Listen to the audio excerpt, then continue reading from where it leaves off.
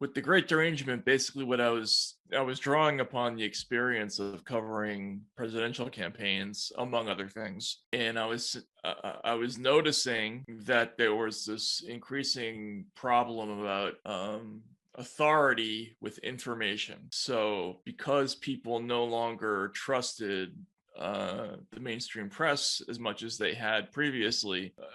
Increasingly, Democrats and Republicans, especially, were not, when they had arguments, the problem wasn't so much that they disagreed with each other. The problem was that they weren't arguing with the same sets of facts. Like Right, right. they were getting their information with the internet. They were now essentially reality shopping, and they were getting their information in a way that was unusual. Like, again, back in the 70s, everybody was watching the same three networks. So even if they disagreed with one another, they had a commonly debated set of facts. Now that Mm, started to disappear in 2008, and it accelerated every time, especially every time the national media did something that kind of was sort of off-putting, like the WMD episode. It pushed people further and further away.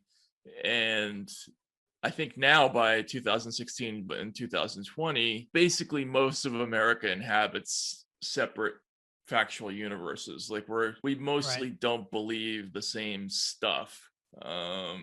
What's interesting about that, particularly interesting about that, is that a lot of what the right is reading versus what people on the center left are reading. It's not like one side's reading facts and one side is reading lies.